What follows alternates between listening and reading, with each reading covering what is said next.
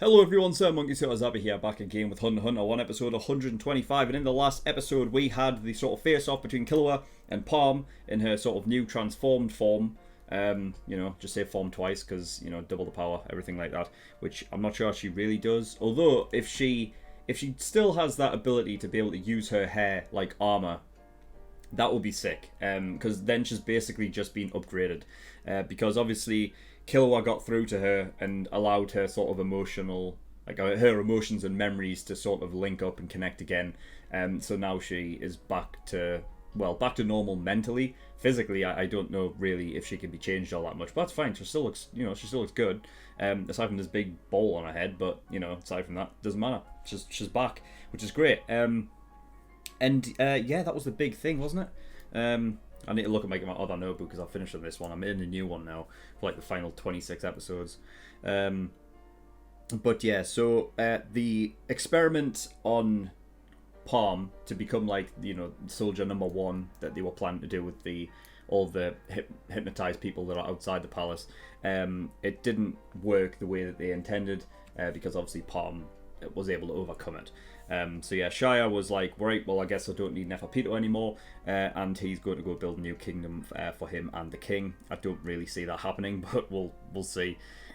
We had a really emotional sort of Killua last episode as well, which obviously allowed Palm to, get back to normal and sort of snap out of that state that she was in, which was tough to see, because we don't normally see Killua like that. But I think he's gotten it out now. Palm has said that it's you that Gon needs, not me. So I think Killua will be making his way back there. Shia is still there in clone form though, right? While his real one's like fucking flying off towards where the king is. So we'll see what happens with that. If Knuckle shows up as well, Calgo is heading to the cocoon, and he's going to just, I don't know where Palm goes from now though. I don't know. Nov may show up. We'll have to wait and see. But I don't think there's anything else to really talk about, so we're just going to get into episode 125 and see what we get. So without further ado, let's go.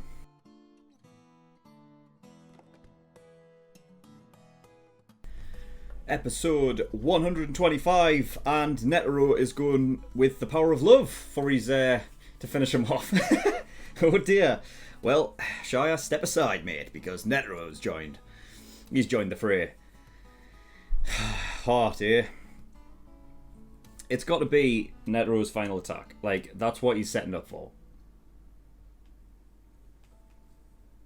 And I like how he thanked him there at the end, because that leads back to earlier on in the episode when he's talking about being gracious and stuff, and when did I get that? But I also like the fact that it was like when he's talking about like when did I become like so gracious and whatever to allow people to have their attack first. I mean, it was almost like playing into Netero's hands though, because I feel like it means that Netero doesn't have to move his whole body to come towards you, and instead he can just he can maneuver to where you're maneuvering. It's kind of like, I mean, well, I'm not like saying that Wing Chun has anything to do in the show, but like I'm using it as an example because Wing Chun's very much like that kind of way, like defensive, and you use your opponent's body, and like fluid motions and use it against them, which I feel like is a general sort of counter-attacking style of fighting. It's really counter-attacking. I mean, when you need to, but it's generally defensive. So you allow your opponent to come towards you first. But it's kind of like that sort of 50-50, or like on one side, when I become so gracious to allow somebody to attack me first, ends up being into a counter attack. But this one where he didn't allow, and I think that is his measure of how strong his opponent is, because he obviously is saying like, this is the fight against somebody that can match up against me, So I don't know how confident Netero really is in this final attack. I can tell you how confident I am. I'm like 0%. There's no way that this attack is ending this fight. Because if it did, then I would just be like, anticlimactic. I mean, Meruem hasn't done anything yet. He's done nothing. But I tell you what, though, I said during the reaction, I love the visual storytelling of the speed in this episode with the rock and the debris falling. It's such a fucking slow pace versus Netero's speed himself. Like, oh, I can imagine. I can imagine trying to just to try and watch that happen in real time. It would be over in an instant. Like Netero would have done all of this, that. Now he's doing this. Yeah, I mean, all these like hand movements and everything like that, and the massive attack with all of the hands and whatnot, and the palms and the fists, and would all be over like in a fucking, in the click of someone's fingers.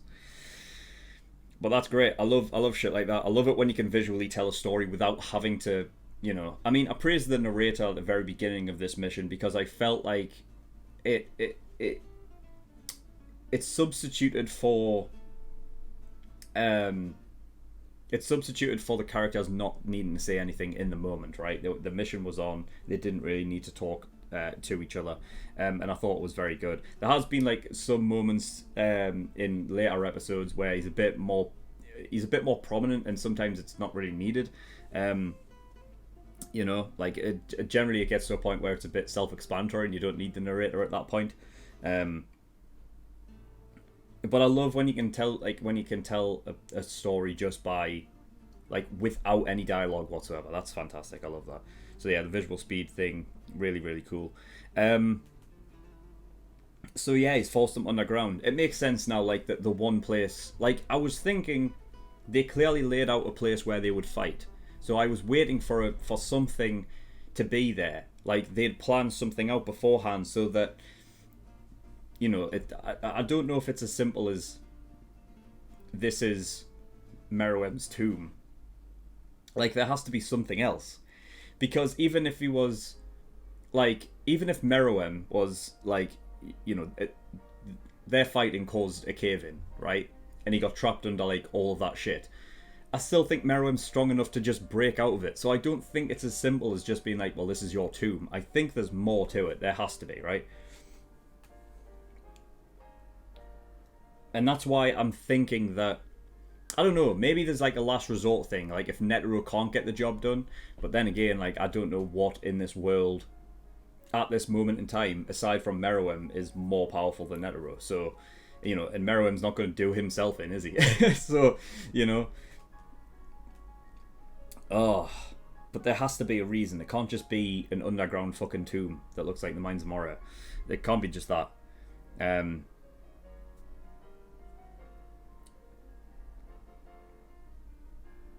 But then I don't know, because Netero is like kind of one of those, like, I don't. You could see Netero as like a character of like, he likes maybe like the more traditional style of places to fight.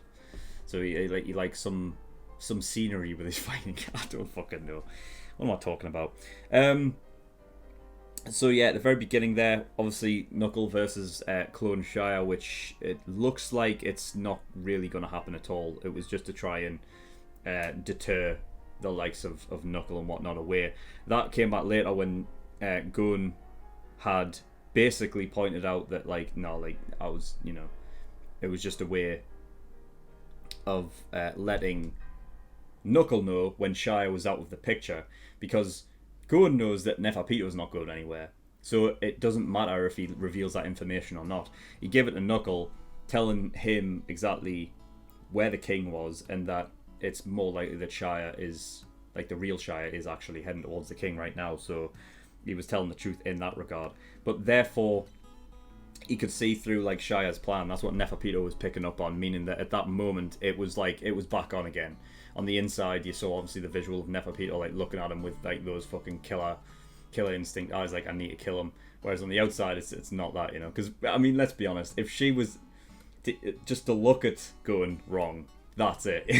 So yeah, so she's got that down. I mean, I'm happy that it's getting to sort of this point, because I like I said before, when the episode where Gon came up to Neferpito and whatnot, and he was struggling with his rage and everything.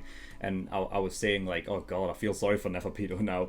But if we get her in this bag where she is like, she is visually and as a character like, no, I'm going to kill you, then I can get behind the fight. Whereas before I was like, I don't know if I want this fight anymore, you know. But if it goes down that route, that'll be fine. That'll be great. I was thinking it was Killua's sort of time to come in and actually calm like going down in regards to the the whole Kamugi thing, with that being put down like what is I'd presume around 20 minutes, less than an hour to get the job done. But it seems like Dr. Blythe had gotten stronger anyway, so it's seeing as it can be done, though. Like I was saying, with Neferpito now needing to sort of kind of take care of Gon, it's one of those things where she would have the advantage on getting like the drop on him now, but I just don't know. Like, I think at any wrong move, Gon is just ready to go at like the snap of the finger. So we'll see. But she was saying like, oh god, who can I pass it off to? Yuppie or Shia? They're not even here, so that's not going to work. I was thinking like, I mean, what if Nove was to come in and take Kamugi out, and would that substitute? That should be all right, yeah, I think. But that's whether that happens or not. Because we didn't see anything past what we saw in the last episode with Killua and Palm, right? Which means there's still opportunities. Like I don't know if Palm was even thinking of coming with Killua to see Gon. Like, it seemed like they never confirmed what Palm was going to do after that point. So it's possible that they could meet up with, like, Nove could come walking in. They have that, meeting of those two again, and then they head up to where Gon and Neferpito are. Even though I don't think Nove would do that. I really don't think he would. But I think, I don't know, if Palm and Killua get up there, take Kamugi away, and then meet up with Nove, and then get her out, and then get her medical attention out there to keep her stable and whatnot, then maybe that could be the case. But we'll wait and see. I really like the way Knuckle read the situation in the room there as well. Like, not giving away certain bits of information that would cause Gon to be hesitant in possible a certain situation. I mean, even then, that was sort of Knuckles' way of thinking. From Gon's point of view, I don't know what he would have done with that information. Like, I don't know if it really would have changed it, like Gon's state in any way. I really don't, because Gon is like, it's like he's so focused on this one thing that is happening, yet I find it really like quite amazing that Gon is still reading into the whole thing with like Shia and what was going on behind him, even though he's so like, because it's almost like he's taken nothing else in, and he's only got one goal in mind, and that's all he's thinking about. But then, because he's able to take, like, he's clearly taken other things in around him and everything like that. I mean, I don't know. If it was to change him in any regard, we wouldn't see it on his face. His face hasn't fucking changed since he went and sat down. I mean, we've gotten more fucking, like, anime lines to visualize Gon's sort of just like fucking rage right now, but it's scary, man. It's scary. But yeah, so Knuckle did a great job reading the situation there as well. Not just at that moment where he decided not to tell Gon about what happened with Yuppie and everything, but also the when he came in, like walking in the first, like, immediately he had look, he saw what was going on, and he basically addressed Shia Poof and like basically saying, "I'll fight you out here now," knowing that the situation. He didn't know the situation, and that was what was that's why he did really well with reading that situation and making the right decisions there. So great. So what does Knuckle do now? I don't think he doesn't go for the entrance, right? Where Shia said he would meet. And does he go to where the king is? I think so, right? But I don't know. I really don't know.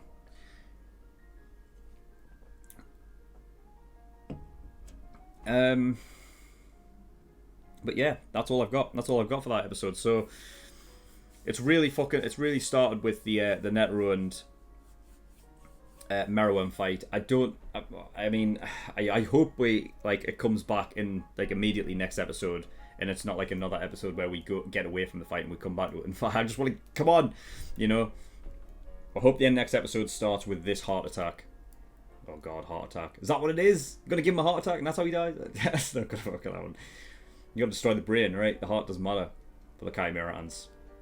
So yeah, we'll just we'll finish that then, getting 126. So yeah, I hope that starts with the heart attack next episode, and then we can see what the aftermath of that is. I'm positive that Meruem is not dying at the hands of this. There's no way. So yeah, that's all I've got. So thank you for watching. In the description below, I have links to certain things. One of them is the Discord, so you can get yourself over there if you wish. And I also have a Patreon page as well. So if you do want to support me, that'd be very much appreciated. I'm trying to get back to doing this full time like I was back in 2018. So I can get more content out for you guys frequently. So yeah, I'm really trying to pump out the videos to try and, to get that up. So if you do want to support me with that, I'll be very much appreciated. There is a bunch of different tiers and rewards there that you can support me with. So there's the early access tier, $5 a month, gives you access to shows a week early, and you get 4 episodes of Hunter x Hunter every week. That's 2 on Monday and 2 on Friday. So by the time this episode goes out for the general public, I'll be finished the show at that point. So you can actually go, and if you can binge watch like the rest of this show within a month's time, it's only going to cost you $5 for the rest of the reactions. So it's a pretty good deal for that early access there.